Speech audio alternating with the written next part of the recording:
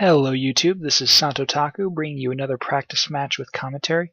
Wimply, Bronie, Senshi, and I ended up hanging out today and decided to do a survivor match, meaning one deck would keep playing until someone takes it out. It was pretty fun, so I decided to share it with you all, so I hope you enjoy. So this match is going to be played by Bronie and Wimply. We have Granblue against Royal Paladins. This should be pretty promising, pretty exciting, because both of these decks are super aggressive. I know Granblue and Royal Paladins, both actually, can pull up 20k columns all across the front row without really breaking a sweat, and both have the ability to superior call units, Granblue from the drop zone and Royal Paladins from the deck.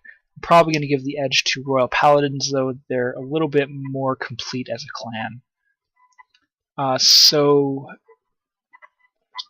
Bronie will start off with 3-star Chef Pietro after a pretty standard opening for both players. He's going to use the Skeletal Assault Leader to look at the top 5 cards of his deck to hunt down a grade 3 unit, which unfortunately he does not find. You know, that's the risk you run with those starting vanguards that hunt for a grade 3.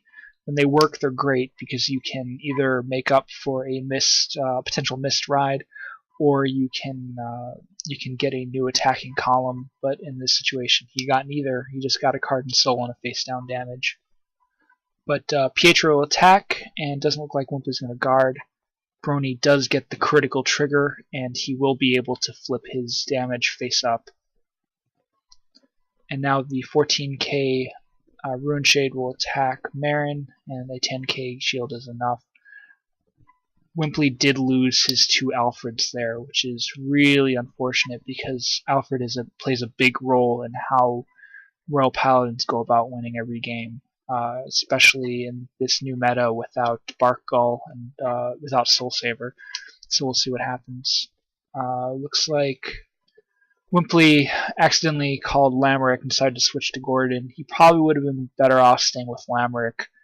Gordon can't get over either of those, either the rearguard or the vanguard without a trigger, and he did not drive one. Lamerick will get through. His better play probably would have been calling Lamerick and leaving Gordon in hand for later play, but that was the play that was made, so let's see where he goes with it.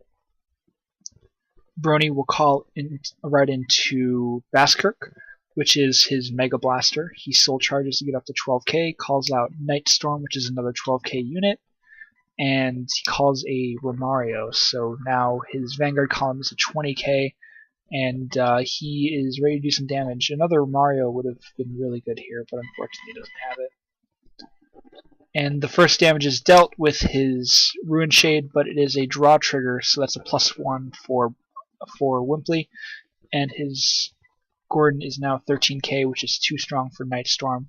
Baskirk, on the other hand, is still a 20k and a twin drive. So let's see.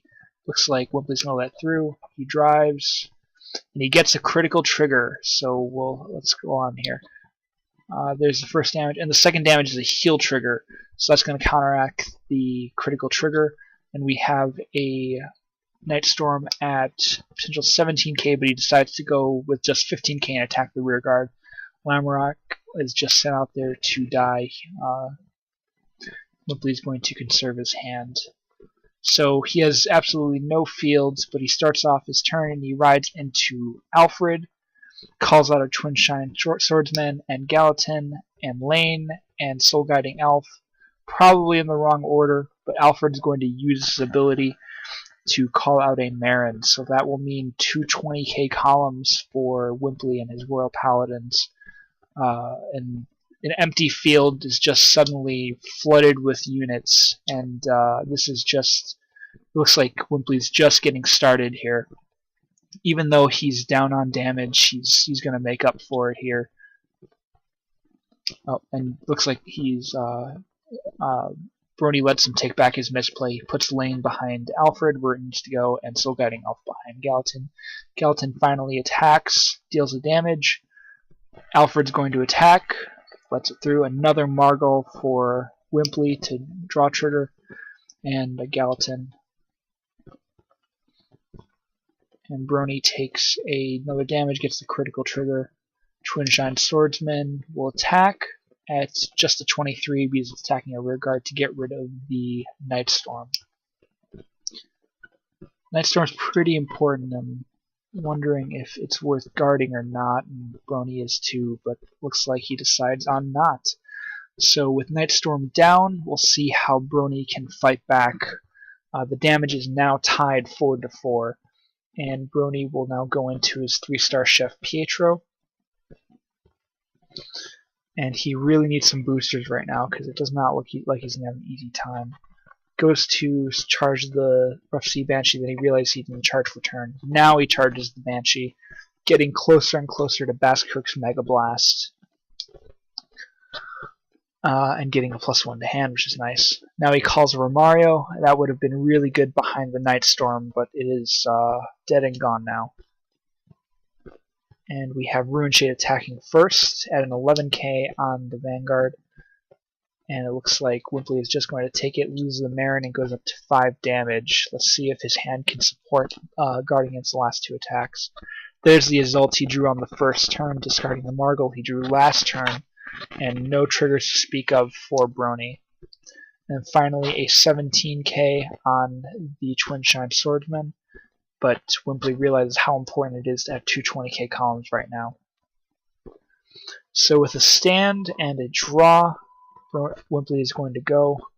Let's see what he fills that empty space with. Looks like it's a Blaster Blade, so that damage he took last turn is not going to waste, and Ruin Shade will be retired. Blaster Blade attacks first. It looks like Wimply's going to go for the rear guard to take out Pietro, really wanting to put the pressure on Bronie's hand for next turn. Alfred attacks at 20k on Baskerk,